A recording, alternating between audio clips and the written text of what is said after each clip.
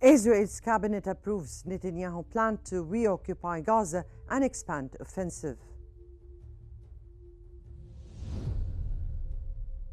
Egypt strongly condemns Israeli plan to fully occupy Gaza as illegal. And the U.S. Vice President rules out recognizing a Palestinian state.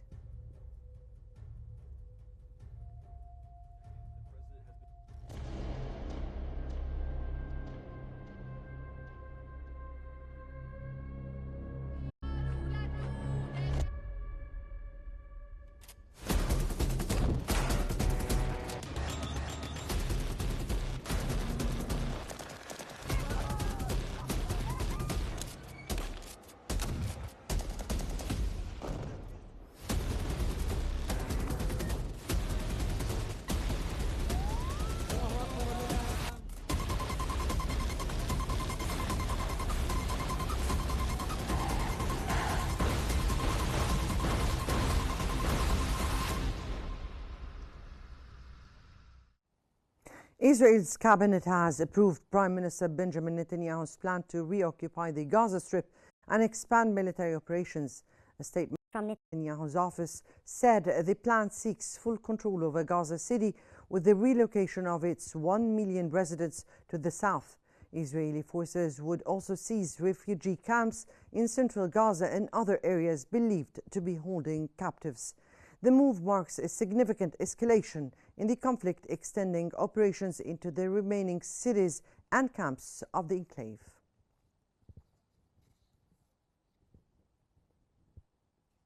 President Abdel Fattah al-Sisi has reaffirmed Egypt's rejection of any Palestinian displacement during talks with President Mahmoud Abbas. In a phone call with the Palestinian president, al-Sisi stressed Egypt's firm support for the Palestinian people and its absolute opposition to their removal from the land. He said Cairo will continue intensive efforts to secure a Gaza ceasefire and ensure humanitarian aid reaches civilians. President Abbas warned that Israel's plans to reoccupy Gaza and push residents south amount to a new crime, adding to ongoing violations in the West Bank and Jerusalem.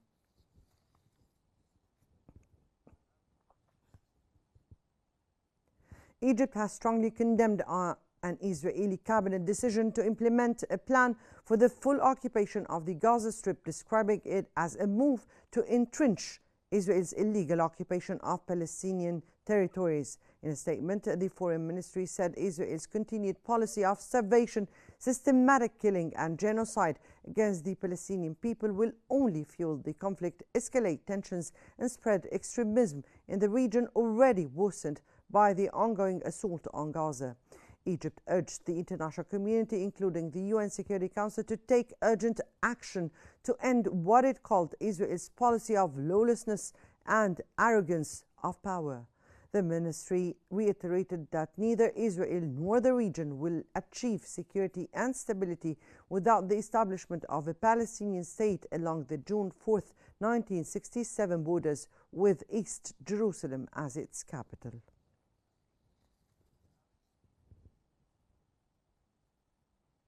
AFP reported that Egypt and Qatar are working on a new Gaza framework agreement that would see all captives released at once in exchange for ending the war and Israel's withdrawal from the Gaza Strip. The report comes after Israeli Prime Minister Benjamin Netanyahu's office announced that the Security Cabinet had approved his proposal to take control of Gaza City. It added that the Israeli army is preparing to seize control of Gaza City while providing humanitarian aid to civilians outside combat zones.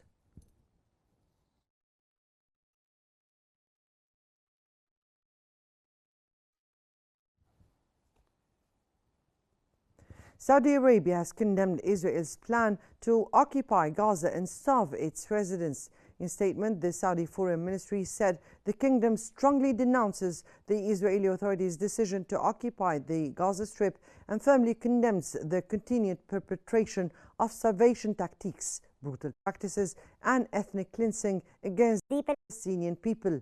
The statement stressed that Israel's decision once again shows it has yet to grasp its moral and legal obligations towards the defenseless Palestinian people who are entitled to their rights under international law and humanitarian principles.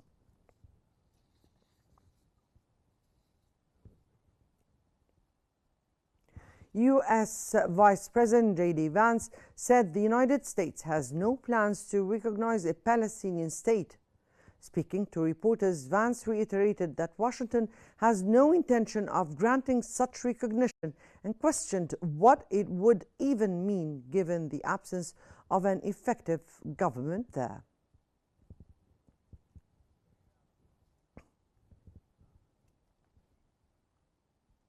European Council President Antonio Costa strongly urged the Israeli government to reconsider its decision to seize control of Gaza City. He stressed that Israel's move to take Gaza should have consequences for EU-Israel relations, adding that Israel's operations in Gaza, expansion of West Bank settlements, and use of starvation tactics violate its agreement with the European Union.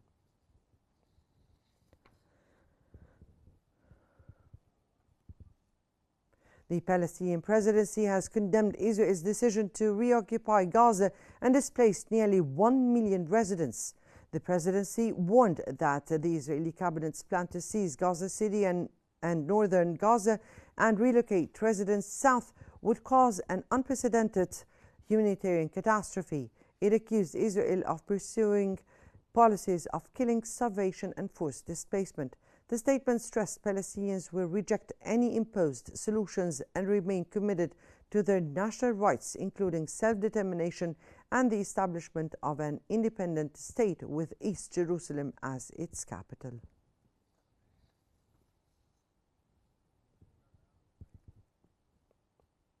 Hamas says Israel's decision to seize Gaza City amounts to a war crime. The group said the move proves Prime Minister Benjamin Netanyahu's government has no regard for the fate of captives. Hamas also accused the United States of full responsibility for Israel's actions, alleging Washington provides political cover and direct military support for the ongoing offensives.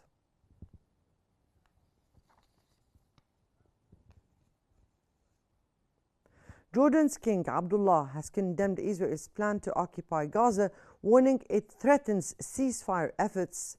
In a phone call with Palestinian President Mahmoud Abbas, King Abdullah said the Israeli cabinet's decision undermines attempts to end the war and relieve Gaza's humanitarian crisis. He reaffirmed Jordan's support for Palestinian rights and the creation of an independent state under the two-state solution. The discussion also covered escalating violence in the West Bank and repeated attacks on Islamic and Christian holy sites in Jerusalem.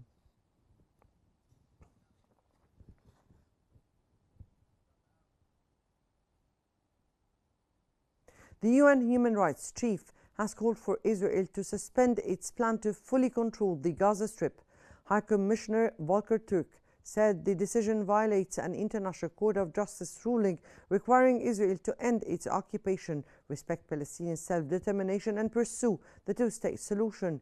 He urged an immediate halt to the plan, warning it would deepen the crisis and undermine international law.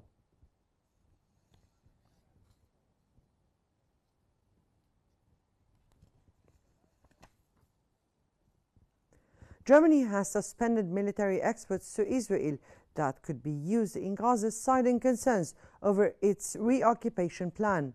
Chancellor Friedrich Merz said it is becoming increasingly difficult to see how Israel's plan to take control of Gaza City serves legitimate objectives. He announced that Berlin will not approve any exports of military equipment that could be deployed in the enclave until further notice, in response to Israeli government's latest military decision.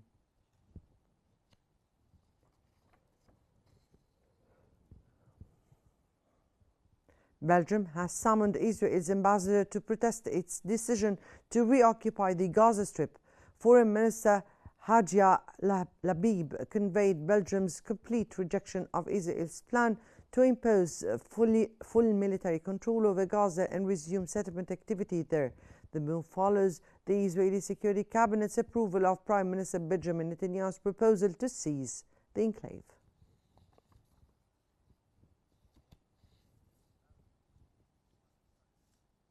UK Prime Minister Keir Starmer has condemned Israel's decision to seize Gaza City, calling it a mistake. Starmer warned the move will lead to further bloodshed and urged the Israeli government to reconsider immediately.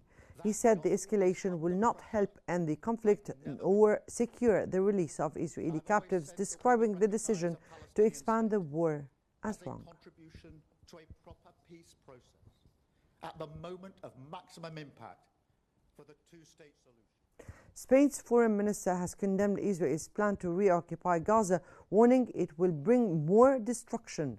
José Manuel Alvarez said the move will only increase the suffering of the Palestinian people.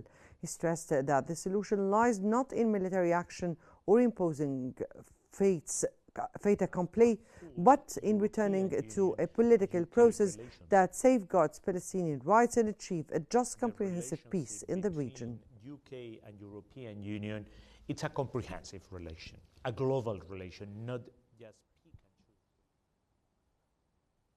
Sweden has warned that Israel's plan to fully occupy Gaza breaches international law. Foreign Minister Maria Malmer Steingart said any attempt to annex, alter or reduce Gaza's territory is illegal under international law. She voiced deep concern over the Israeli government's decision to escalate its military assaults on the enclave, calling it a clear violation of international norms.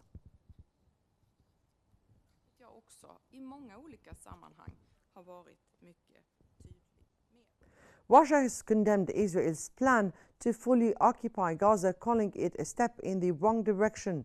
Deputy UN envoy Dmitry Polonsky said the plan violates all UN resolutions and is viewed by most Security Council members as harmful and misguided. Speaking in New York, he reaffirmed that Russia supports the two-state solution as the only path to lasting security and stability in the region.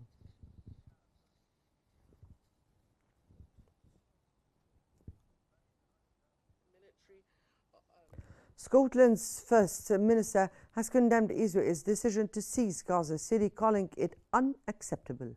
He said the move escalates the conflict and worsens the suffering of Palestinians.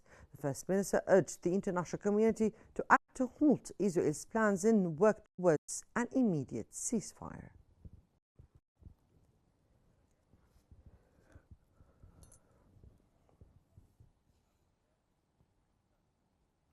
Israel's ongoing siege and violence have deeply scarred Gaza's children, reshaping their minds, distorting their sense of safety, and turning their play into a struggle for survival amid relentless trauma.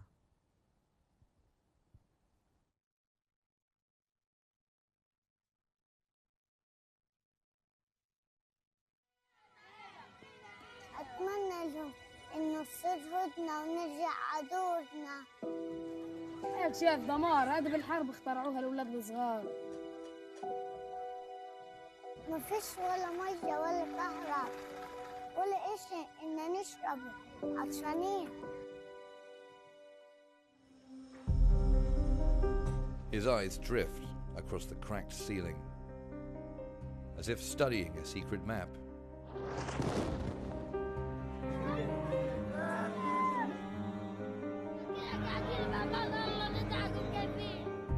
No toy in his hands. Only a small piece of metal, picked up from a blast site. He keeps it like a grown-up keeps a talisman, or a piece of evidence they don't want to forget. In his mind, there's no cartoon playing, but a complex scenario, a side street, an enemy passing by, and a hand pressing the detonation button. He doesn't know Newton's laws,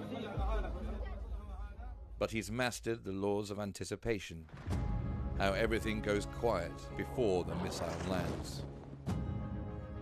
His imagination isn't a movie scene, it's a geometric labyrinth, built atop the rubble, where he tries to reorganize the meaning of safety.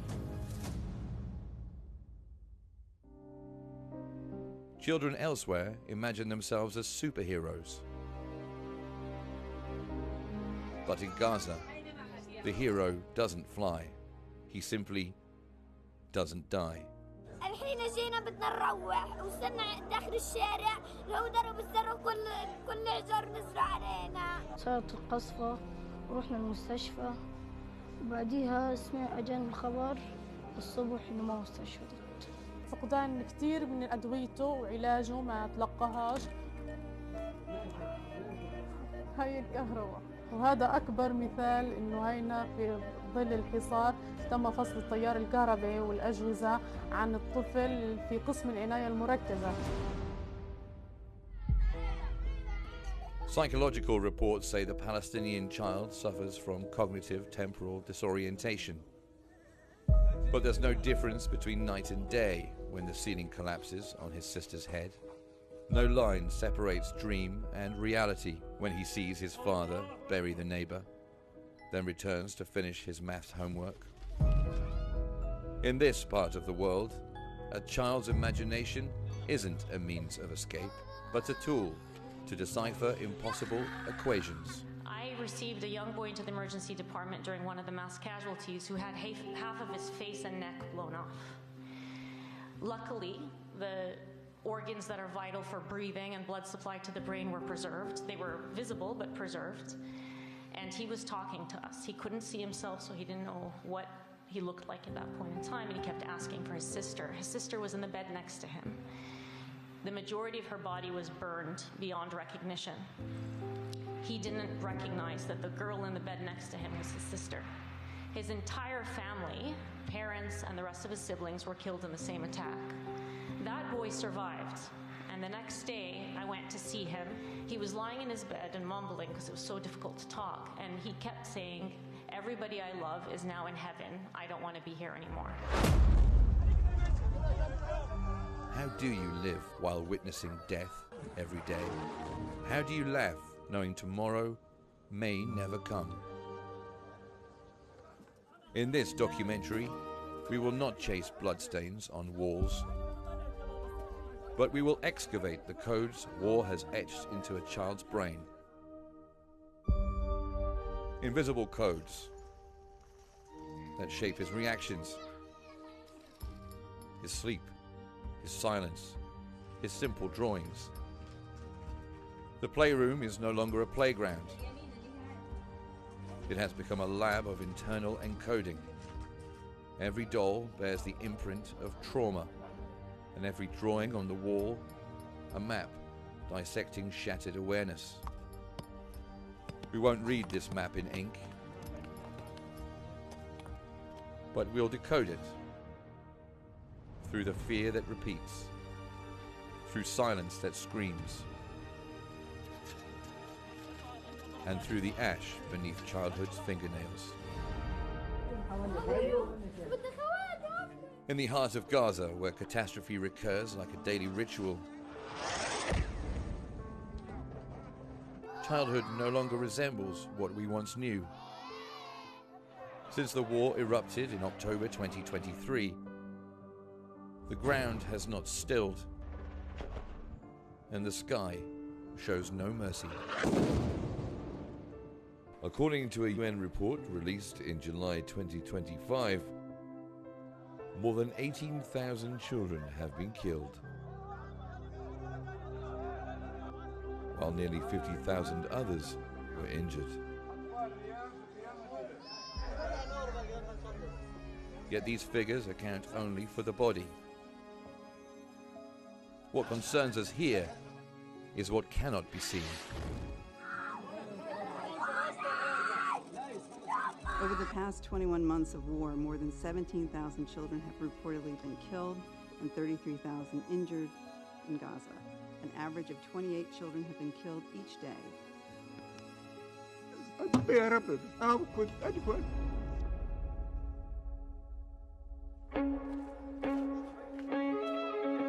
The fine fractures war has carved into a child's mind, imagination, and sense of self and world.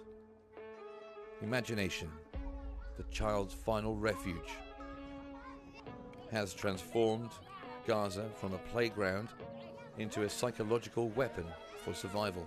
طلبنا العالم انهم يوقفوا الحرب ويعودونا على دورنا اللي راح ونرجع المدرسة ونعرف نقرا زي أول. ضربوها هنا بعدين ارتمت بحضن ماما ما كنتش مصدق كل حاجة. أنا لسه ما عرفوش إن أنا في ماجيكا. بدي أنام وسقعان ومش قادر أقف ولا قادر أعمل ولا شيء. بدي أروح حضرنا هم من كل شيء أنا.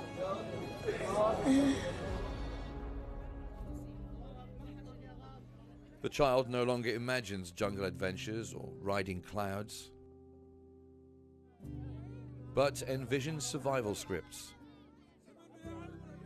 A missile falls, a wall collapses, a shelter shuts.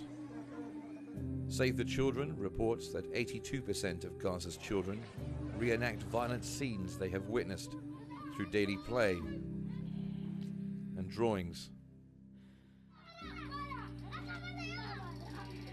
In psychology, this is known as defensive reenactment, a mental mechanism that reorders tragedy into a form the child can, at least superficially, control. Here, the toy is no longer just a toy. It becomes an unconscious attempt to reclaim pain and tame catastrophe. Time itself has crumbled, like the buildings. A child raised under bombardment no longer distinguishes between day and night, between yesterday and today. A War Child report documents testimonies of children who believe the shelling has never stopped, even during ceasefires. This phenomenon is known as chronological disorder, meaning the child loses the ability to perceive the sequence of events, turning the present into fog, the past into a loop, and the future into a sealed door. A UNICEF study shows that 43% of children prefer silence, even in therapeutic sessions. But drawing, in this context, becomes a form of inner resistance. 67% of children draw destroyed homes, and 58% use red as their primary color.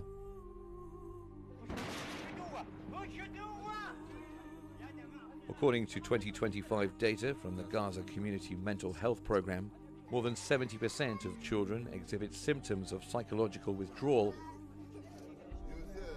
and panic attacks.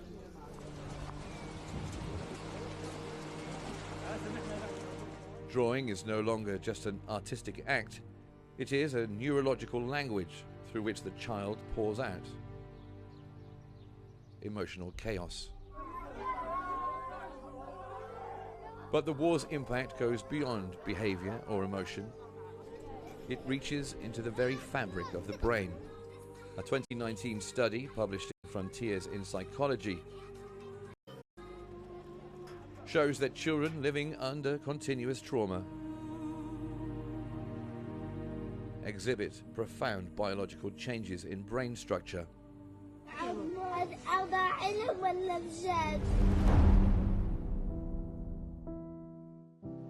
A 2025 report by the World Health Organization confirms that most children in Gaza remain in a constant state of neural alert, even when everything around them is silent. It's horrific. And the children of Gaza should not have to pay the price, as all children have done in the past, for the sins of anyone around them. This just has to stop. Any right-thinking human being will stand up and say this just must stop. The symptoms? Chronic anxiety, insomnia, panic attacks, and exaggerated responses to even the slightest sounds or movements. Everything around the child is perceived as a threat. because their nervous system has never known what safety feels like. What war does is not confined to behavior. It reaches the brain's core. The result? A nervous system that remains at war even after the bombs stop falling. And this brings us to the heart of the truth.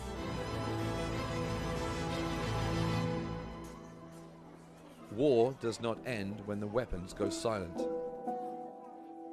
It keeps replaying itself inside young minds, in the child's sleep, in their silence, in their distorted imagination. But to speak of the impact without naming the perpetrator is a betrayal of truth. The Israeli occupation is the root cause of this ongoing hemorrhage. Through policies of siege, the targeting of homes and schools, and the creation of a reality with no horizon. What's happening isn't merely war trauma. It is a systematic strategy to dismantle the psychological and cognitive foundation of an entire generation. أنا بحلم إنه أنا صرت في البيت. إنه في أشخاص كانوا ميتين رجعوا للحياة تاني. لما كان عندنا حياة يعني قبل الحرب كنت أفكر كيف كنا بنصحى وعندنا الدار موجودة، الخزانة، كل شيء كان هنا. Long-term studies indicate that children raised in chronic war environments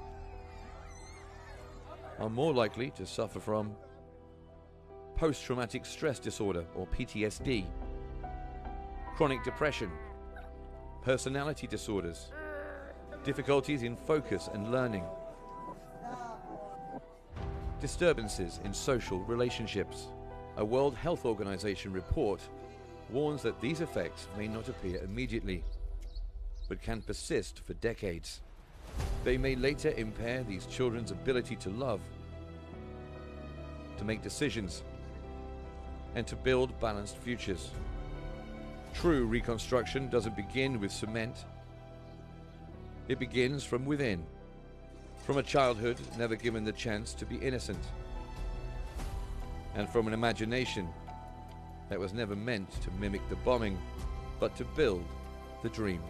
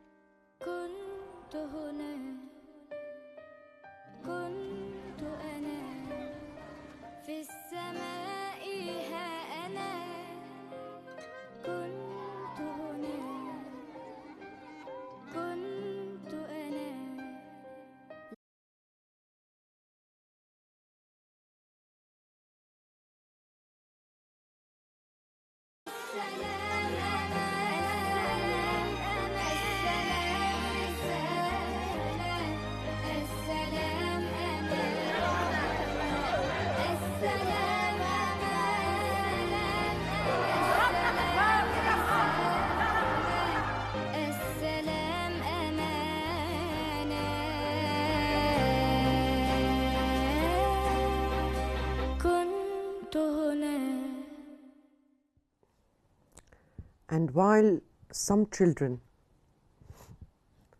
are bearing the unbearable, not wondering even if their tomorrow will come, others have the luxury of seeking their tomorrow. I guess that brings us to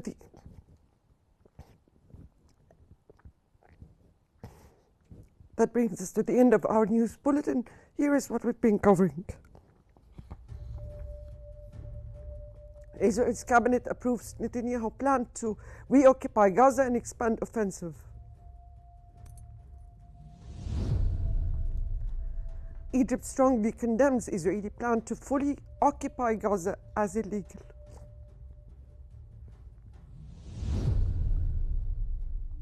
And the US Vice President rules out recognizing Palestinian state.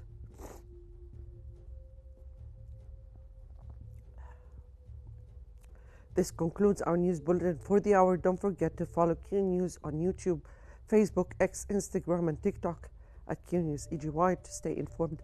Many thanks and good night.